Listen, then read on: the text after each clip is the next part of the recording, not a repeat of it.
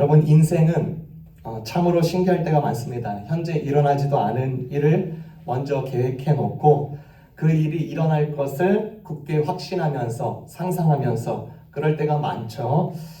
미래의 일을 먼저 이렇게 내비게이션 찍어 놓듯이 찍어 놓고 이제 그 일은 될 거야, 그 일은 나타날 거야 하는 식의 일은 우리가 얼마든지 경험할 때가 많습니다. 가령 어제 저희 교우 세 분이 리치몬드 마라톤에 참석을 했습니다. 어저께인데 이제 금요일 날 저녁에 저와 저희 아이들이 응원 문구를 판넬에 만들었습니다. You did it. 그렇죠? 잘했다, 해냈어, 그런 뜻이에요. 근데 사실 그때 당시는 그들은 아직 마라톤을 뛰지 않았는데 미래의 일을 앞당겨서 현재의 도장을 찍어버리는 것입니다. 앞으로의 목표와 목적이 선취될 것을 믿고 현재에 확정하는 것입니다. 그게 목적의 힘입니다. 제 딸 탈리아가 일주일에 2번씩 유치원을 갑니다. 학교 생활을 너무나도 좋아해요. 그리고 자주 가고 싶어 했습니다. 그런데 어느 날 하루는 저에게 와서 이런 말을 합니다. 오늘 학교 안 가면 안 돼? 왜? 집에서 놀고 싶어. 피곤해. 그런 반응에 어느 부모가 넌 학생이 되게 글렀구나. 너 그만 때려쳐라. 너는 이제 장사로 이제 준비해라 하는 부모가 어디 있겠습니까? 탈리아가 비록 어리더라도 유치원생으로 부름을 받고 학생으로 목적한 바대로 살아가야 되죠. 학생이라는 목적과 부르심이 그를 잡아서 그 과정을 견디어 갈 수 있게 하는 것입니다. 목적이 가져다주는 힘입니다. 마태복음 28장 18절부터 20절은 예수 그리스도의 마지막 명령이자 우리에게 남겨진 영원한 한 장의 지도처럼 남겨져 있습니다. 그분의 이 땅에서의 목적과 삶의 방향을 고스란히 우리에게 보여주는 지표입니다. 그 마지막 명령에서 제자들에게 주신 것은 단지 명령이 아니라 먼저 그거에 대한 의미를 알려주셨습니다. 18절에 예수께서 다가가서 그들에게 말씀하셨다. 나는 하늘과 땅의 모든 권세를 받았다. 이 선언은 제자들이 앞으로 어디든 가든 무슨 일을 만나든 누구를 만나든 어떤 상황을 겪든 그들의 사명이 사공에 떠 있는 것이 아니라 허공에 떠 있는 것이 아니라 통치하시는 주님의 목적 가운데서 움직이는 일임을 우리에게 확신시켜 주십니다. 여러분, 우리가 사람이 길을 잇는 때, 우리 인생의 길을 잇는 이유 중에 대부분은 목표가 없어서기 때문에 아니라 목적을 잊어서입니다. 목표는요, 상황에 따라서 얼마든지 바뀌지만 목적은 존재의 방향을 붙잡아 주는 것입니다. 예수는 단순히 가라라는 그런 식으로 말하지 않고 대신에 그 의미는 무엇이냐? 내가 다스리고 있다. 하늘의 권세와 땅의 권세를 받은 내가 너와 함께 있다. 그러니 너희는 두려움 없이 가라라고 말해주고 있는 것입니다. 그렇기에 제자의 걸음은 조금 흔들릴 수 있고 멈칫하고 두려워할 수 있지만 방향은 잃어버리지 않을 수 있다.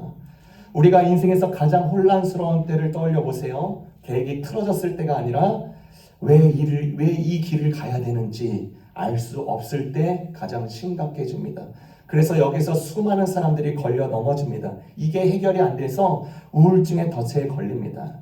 내 인생의 이 길을 왜 가야 되는가? 그냥 사니까 사는 건가? 이민 생활의 끝은 결국 이것인가?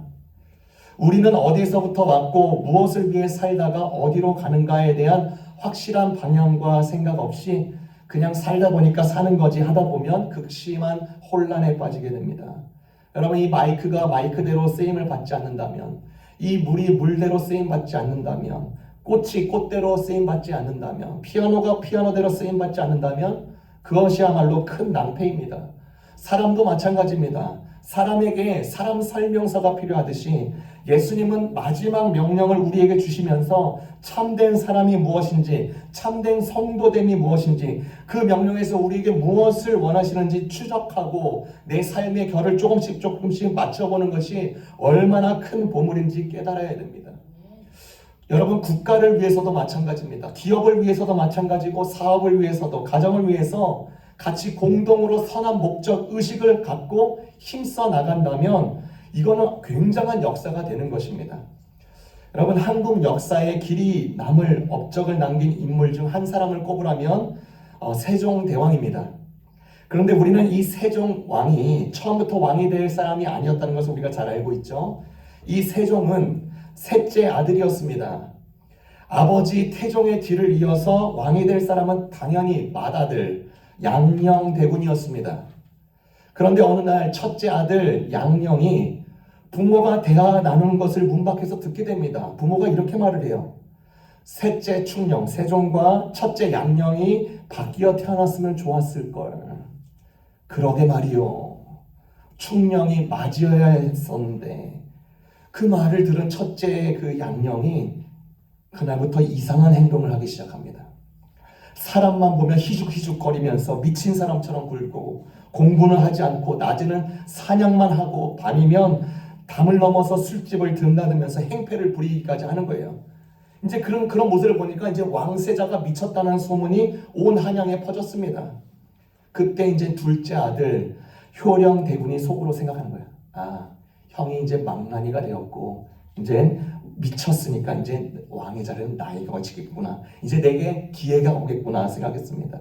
그러면서 겉으로는 공부를 열심히 하는 척하면서 세자 자리를 노렸습니다. 그런데 어느 날 밤 그 첫째 아들 양녕이 둘째 효령에게 처소를 조용히 찾아와서 이렇게 말을 합니다. 내가 이런 미친 짓을 하는 이유 너도 알겠지? 아버지가 바라는 대로 셋째 충령이 세자가 되어야 해. 자네는 어떻게 할 생각인가? 그때 효령 둘째 아들은 아무 말 없이 몸을 굽혀 형에게 인사를 표하고 그 뒤로 곧 불교에 심취해서 산속으로 들어가고 결국 셋째 아들 충령이 세자가 됩니다. 그것이 훗날 한글을 창제한 세종대왕의 탄생이었죠.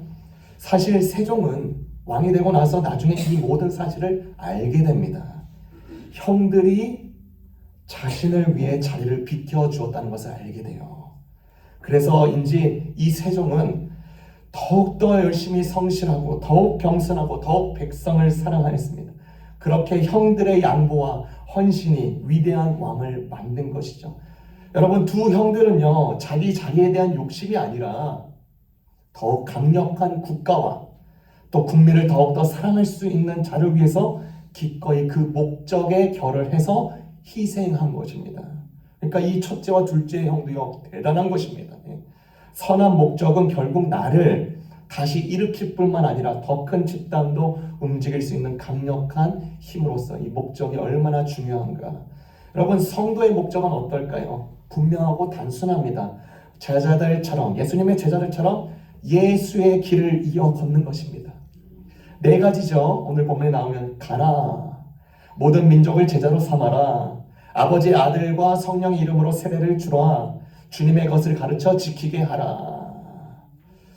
여러분, 예수님은 이어서 가라라고 말씀하십니다. 이 말은 가라라는 것은 단순히 A라는 지점에서 B라는 지점으로 가라라는 그 명령이 아니라 살아있는 그 자리, 삶의 현장에서 기회를 찾아라 라는 뜻에 더 가깝습니다.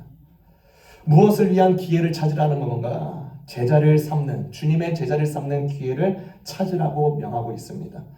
주님의 제자가 되는 것은 마치 그 가지에 새로이 접붙여지는 것을 의미합니다. 단순히 피상적인 감정의 동요로, 그 다음에 예수님의 사랑의 선구자라는 그런 보편적인 윤리를 그냥 감상하는 차원이 아니라 예수 그리스도의 구체적인 삶과 이야기 속에 계속 들어가는 것을 의미합니다. 우리의 운명이 하나님의 독생자 예수 그리스도에게 그 고수하라는 그 명령에 부지런히 기회를 찾는 것, 그것이 예수께서 말한 가라의 의미입니다. 여러분, 이 명령을 볼 때 우리가 뜻밖의 점을 우리가 살펴볼 수 있습니다. 예수님이 지금 그분의 마지막 명령을 누구에게 전달하나요? 십자가의 사건이 발발하자 예수 자신을 버리고 배반하고 부인하고 도망갔던 파렴치한 배신자들, 소위 그 제자들이라고 하는 그 자들에게 명령하고 있습니다. 예수님께서 정상적인 그 양심, 나의 머리가 작동된다면 그 제자들을 포기하고 새로운 멤버, 새로운 그룹 찾아서 새로운 플랜을 세울 텐데 왜 실패자, 배신자들에게 이렇게 큰 명령을 내립니까? 예수님께서는요, 그들의 일시적인 실패와 영원한 실패를 구분하셨기 때문에 그 일이 가능한 것입니다. 여러분, 인도에서 코끼리를 키울 때 도망가지 못하도록 아주 어릴 때부터 커다란 나무에 그를 묶어 놓습니다. 그 나무에 묶인 아기 코끼리는 처음에는 달아놓으려고 이리저리 막 힘을 많이 써요. 근데 아무리 써도 이제 한 걸음도 앞으로 나갈 수 없이 그렇게 지내게 되는 거죠. 결국 아기 코끼리는 아무런 노력을 해도 달아낼 수는 없다라고 생각을 하고 그런 노력을 이제 포기하고 말아버립니다. 이 아기 코끼리가 나중에는요, 몸무게가 5톤에 달하는 어른 코끼리가 되어도 도망칠 생각을 하지 못합니다. 어렸을 때 일시적인 패배에 너무 오랫동안에 머무르고 너무 쉽게 단념해버렸기 때문입니다. 여러분, 실패를 이렇게 받아들였다는 것은요, 사실로 너무나 무서운 것입니다. 극도의 암과 같아요. 아무리 몇 톤을 들어드릴 수 있는 힘도 실패에 길들여져 버리니까 노력조차 하지 않을 정도가 되는 거예요. 예수님은 그런 제자들을 볼 때 영원한 실패자로 두지 않으셨습니다. 오히려 제자들 스스로가 배신자, 실패자, 배은망덕한 자라고 단념하고 한계를 지어버린 그 가능성을 아예 배제시켜 버립니다. 그들을 통하여서 반드시 예수님의 목적이 드러나고 그들을 통하여서 또 다른 예수님의 제자들이 세워질 것을 확신하면서 명을 내려주시는 것입니다. 그런 의미에서 그들은 실패해도 성공한 자들입니다. 예수님의 생생한 목적과 의지가 그들을 집요하게 붙잡고 있기 때문인 것입니다. 주님은 그분의 생명과 진리가 필요한 모든 자들, 심지어 실패자처럼 보이는 자들 모두를 그분의 생명에 접붙여지기를 간절히 원하시는 그분의 열정. 여성 문인회에서 발표한 하나님의 미소라는 글에 이런 내용이 있습니다. 어느 의과대학을 막 마친 수련 의사의 이야기입니다. 뉴욕에서 의과대학을 마친 후에 이제 뉴욕 시립병원에서 수련의 과정을 거치고 있는 중이었습니다. 매일 날마다 숨이 넘어갈 듯한 바쁘게 그 모든 일정들을 다 감당해야 되는데 당직 밤샘을 하는 날에 가장 괴로운 일이 무엇이냐? 알코올 중독자나 마약 환자들이 실어 들어올 때입니다. 구급차에 실어 들려온 그들은 술주정을 하거나 횡성수설할 제정신도 아닌데 그렇게 난동을 부린 뒤에 아침이 되면 기공자 같은 대접을 받아가면서 툭툭 털고 병원을 나가고 며칠 뒤에 또다시 그런 꼴로 들어오는 것입니다. 어느 날 깊은 밤중에 교통사고 환자 하나가 구급차에 실려 들어왔습니다. 얼마나 잘생기고 건강한 10대 소년이었는지, 그런데 이미 그가 내사 상태에 빠져 있어서 여러 의사가 붙었지만 희생 불가능하다는 판정을 내렸습니다. 알고 보니까 그 소년은 유명한 고등학교의 미식 축구 선수였고 그리스도인의 가정의 아들이었습니다. 부모가 병원에 빨리 달려왔을 때 그날 밤 팀장 의사가 이런 말을 전합니다. 이제 이 건강한 아들의 눈과 장기를 누군가에게 주는 일만 남았습니다. 라고 알린 거예요. 그러니까 그것을 행할 것인지 아닐 것인지만 이제 선택하라는 것입니다. 소년의 아버지와 어머니는 한동안 눈물로 기도한 뒤에 아들의 장기를 이식하라고 허락했습니다. 그날 밤의 사고는 너무나도 돌발적이었고, 그래서 이제 장기 그 수혜자를 찾아봤는데 그것도 너무 쉽게 연결되지 않아서 의사팀은 너무나도 안타까운 순간이었습니다. 찾다가 마지막으로 지명된 대상이 있었는데 너무나도 엉뚱한 사람이었습니다. 그는 흑인 마약 범죄자로서 수없이 교도소에 드러났던 죄수였습니다. 신장을 비롯해서 내장이 엉망이 돼서 위태로운 지경이었죠. 그때 그 수련 의사가 하도 기가 막혀서 팀장 의사에게 항의하듯 말합니다. 세상에 어떻게 저렇게 아름답고 훌륭한 소년의 생명을 그런 파렴치한 인간에게 줄 수 있습니까? 너무도 사리에 맞지 않습니다. 저렇게 실패자 같은 사람 인간에게 이런 생명과 이런 수고를 준다 한들 밖으로 나가면 또 범죄나 저지를 것 아닙니까? 수련의가 그 팀장에게 그렇게 항의를 하는 것입니다. 그런데 팀장은 묵묵하게 이식 수술을 준비하고 있었고 그 수련의는 계속해서 분개하면서 불만을 표하고 있었습니다. 그러자 이제 선배 팀장이 이렇게 말을 합니다. 우리는 신이 하시는 일을 막을 권리가 없어. 이 마약 범죄자가 우리 눈에는 하자로 보이지만 하나님께서는 그것 또한 그분의 아들이요. 이때와 이 기회는 하나님 그분만의 것이고 또 이 마약 범죄자가 남을 생명을 어떻게 쓸지는 우리가 알 수는 없고 하나님 앞에서 인간은 공평한 존재일 뿐이야. 우리는 지금 하나님의 도구로 일하는 것뿐이고 장기 이식 수술을 다 마치고 이제 그 다음날 아침이 되었습니다. 아침 햇살 속에 누워있는 그 흑인 환자의 얼굴에서 그 수련회가 그 환자의 얼굴에서 환한 미소를 발견하게 됩니다. 여러분, 예수님께서 당신이 직접 뽑으신 제자들이 일시적인 실패를 영원한 실패로 규정하지 않는 이 놀라운 기회를 선사하시면서 이 제자들이 후에는 담대하게 주님의 도를 전한 결과 수많은 또 다른 주님의 제자들을 세웠듯이 오늘날 역시 예수님의 똑같은 사랑, 같은 기회, 일시적인 실패를 영원한 실패로 두지 않는 한없는 자비로 인해서 또 다른 많은 주님의 사람들이 생겨나고 있는 것입니다. 그 일에 우리가 부름을 받은 거예요. 성도로 부름을 받았고 또 예수 시대 이후에 제자의 시대 이후에 제자의 제자 시대 이래 제자의 제자의 제자의 시대 이후에 거쳐 오늘날에 이르기까지 주님의 이 명령은 계속 멈추지 않고 나아가고 있는 것입니다. 그러므로 우리가 주님의 이 명령과 목적을 향해서 나아갈 때 자꾸 조급하거나 실패했다는 점에서 계속 비관만 한다면 주님의 목적으로 가는 길에 오히려 더 힘들게 만들어 버릴 뿐입니다. 여러분, 등산을 할 때 왜 위를 올려다보면서 걷지 말라고 하는 것일까? 정상에 오른다고 생각을 하면요, 산을 오르는 게 계속 더 힘들어지기 때문입니다. 어서 정상에 올라가야지 하는 그런 급한 마음을 가지면 그 순간부터 그 산행이 꼬여버리고 내 몸의 컨디션도 더 이상해집니다. 위를 보지 않고 묵묵히 앞을 보면서 한 걸음 한 걸음 떼다 보면 어느새 정상에 다가가 있는 자기를 보게 되는 것입니다. 여러분 각자를 통해서 사람들이 주님께 접붙여지는 장면을 한번 생각해 보세요. 나를 통해서 누군가가 주님께 인계된다? 나를 통해서 주님의 메시지를 듣는다? 나를 통해서 주님의 어떤 그 메시지를 어떻게 전달받았다? 나를 통해서 내 신앙을 누군가가 궁금해한다? 여러분 한번 생각해 보세요. 부담이 가시지 않습니까? 부담 가십니까? 그렇죠? 무슨 소리냐고 반문하시는 경우도 있죠. 그런데 주님은 그 일을 하시겠다고 하시는 것입니다.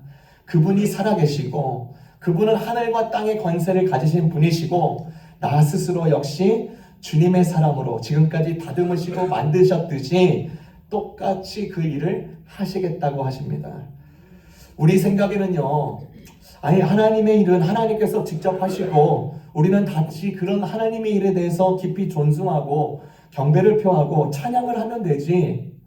아니 기회를 살펴서 주님의 사람들을 세우고 세례를 주고 가르쳐 지키게 하라는 이 어렵고 어마무시한 일을 왜 하라고 하십니까? 라고 반문할 수 있습니다. 여러분, 하나님은요 자신의 백성들이 영원한 미성숙 상태에 머물지를 않기를 원하십니다. 실패를 하더라도, 그렇죠? 실패를 하더라도 스스로 삶의 무게를 감당할 수 있는 존재로 세우려고 하는 그 마음이 하나님의 마음입니다. 오래전에 EBS 교육방송에서 서양 엄마들과 한국 엄마들의 차이를 비교하는 실험을 했습니다. 아이들이 풀기에 다소 어려운 문제를 아이들 앞에 주었습니다. 서양 엄마들은 아이들이 그 문제를 해결하면서 시행착오를 겪는 것을 묵묵히 지켜만 봅니다. 잘못된 풀이의 길로 가더라도 그냥 내버려 둡니다. 실패를 통해서 배우게 합니다. 반면에 한국 엄마들은 아이들을 지켜보다가 뭔가 풀이의 길을 잘못 못 찾으면 안타까워하면서 개입해버립니다. 길을 가르쳐줍니다. 이 한 번의 실험으로 모든 걸 평가할 수는 없겠지만 시사하는 바가 있다고 생각합니다. 이 아이가 온전하게 자라게 하는 법은 온갖 시행착오를 차단하면서 어려움을 해결해 주는 게 아니라 스스로 어떤 상황과 맞서고 그 문제를 해결할 수 있도록 기회를 주는 것입니다. 하나님의 일하는 방식도 이와 같습니다. 단순히 우리에게 완제품을 주시지 않고 늘 가능성으로 우리에게 안겨다 주십니다. 예수님과 함께 너 이 일을 함께 해봐라. 예수님과 함께 이 일을 잃어보는 참 기쁨 한번 누려봐라. 라는 하나님의 의도인 것입니다. 예수님은 이 무시무시하고도 어려운 명령을 우리에게 주셨는데 이를 통해서 우리가 온전한 그분의 제자로 성장하도록 부르시고 계시는 것이고 그분이 돕는 것들을 계속 경험케 하시면서 그분의 목적을 우리의 목적으로 삼기까지 포기하지 않는 것을 우리가 보게 하는 것입니다. 여러분, 그런 이유 때문에 이 명령의 마지막은 너무나도 놀라운 메시지로 마무리를 합니다. 지상 대명령의 그 완수는 제자들 자신의 힘으로 이루어지는 것이 아니라 20절 마지막에 나왔듯이 볼지어다 내가 세상 끝날까지 너희와 항상 함께 있으리라는 예수님의 약속에 의존합니다. 우리가 그리스도인으로서 실패에 처하는 위험에 처하는 일조차도 우리를 통해서 일하고 계심을 보여주는 증거가 될 수 있는 것입니다. 왜냐하면 그곳에도 여전히 예수님은 우리와 함께 하시기 때문입니다. 그래서 신학자 스테니 하우어위스는 아주 중요한 말을 우리에게 했습니다. 우리는 하나님께서 우리에게 그리고 우리와 함께 하실 일에 놀랄 준비가 되어 있어야 합니다. 우리는 단지 주일에 나타나서 하나님의 말씀을 듣고 식사를 나누면 된다고 생각했을지는 모르지만 우리가 그리스도인이기 때문에 우리가 세상과 충돌하여서 고난을 겪을 수도 있습니다. 심지어 제한받는다는 생각에 갇혀 있을 때도 있습니다. 그러나 그 고난조차도 예수님을 따르는 증거가 되며 그리스도인들이 되는 것은 우리가 상상했던 것보다 더 흥미로울 수 있습니다. 여러분, 우리를 끝까지 붙드시고 참된 인간으로, 참된 제자로서 살아갈 수 있도록 포기하지 않는 하나님의 의도와 목적이 어디 있습니까? 사도 바울은 이 부분에 대해서 너무나도 잘 설명했습니다. 에베소서 1장 3절에서부터 6절인데요. 제가 읽도록 하겠습니다. 우리 주 예수 그리스도의 하나님 아버지를 찬양합시다. 하나님께서는 그리스도 안에서 하늘에 속한 온갖 신령한 복을 우리에게 주셨습니다. 하나님은 세상 창조 전에 그리스도 안에서 우리를 택하시고 사랑해 주셔서 하나님 앞에서 거룩하고 흠이 없는 사람이 되게 하셨습니다. 하나님은 하나님의 기뻐하시는 뜻을 따라 예수 그리스도를 통하여 우리를 하나님의 자녀로 삼으시기로 예정하신 것입니다. 그래서 하나님이 하나님의 사랑하는 아들 안에서 우리에게 거저주신 하나님의 영광스러운 은혜를 찬미하게 하셨습니다. 예수님께서 자기 자신을 인간과 똑같은 조건을 입고 육을 입었던 이유가 단순히 자신의 희생을 보여주기 식으로가 아니라 철저하게 죄인된 우리를 살리시고 살릴 뿐 아니라 참 인간으로 세우시기 위함이라면 우리가 참 성도가 세워지기까지 우리를 통해서 또 다른 성도가 세워지기까지 하나님의 우리의 삶을 통해서 참으로 찬송을 받기까지 절대로 포기하지 않으시는 그 열심을 우리에게 지금도 계속해서 쏟아붓고 계시는 것입니다. 그 열심 가운데 우리가 서 있는 거예요. 그걸 우리가 잘 알고 있는 은혜라고 하는 것입니다. 은혜의 힘 때문에 우리는 이 세상의 정신을 반하여서 거슬러 올라갈 수 있고, 그렇죠? 여러분, 죽어있는 널빤지는 그 물결에 의해서 흘러가지만 작은 생선일지라도 생명을 부여받았기 때문에 휩쓸리는 게 아니라 반대 방향으로 올라갈 수 있듯이 우리 역시 예수의 생명을 받은 자로서 거슬러 올라갈 수 있고 여전히 부족해 보이고 작고 여전히 완강하고 여전히 고집스럽더라도 예수님은 우리와 함께 하셔서 우리를 통해서 또 우리를 통한 다른 사람을 통해서도 계속해서 그 일을 끊임없게 하시겠다고 주님은 약속해 주셨습니다. 그 일에 그 마지막 명령이 있는 것입니다. 우리가 그 마지막 명령에 정말로 귀하게 그 명령에 맞춰서 우리 인생이 세팅되어지고 또 우리 자신 역시도 다른 사람을 위해서 그 은혜의 그 물결이 또 이 아름다운 명령이 계속해서 뻗어나가는 통로의 역할을 잘 감당하시는 저와 여러분 되시기를 주님의 이름으로 축원합니다.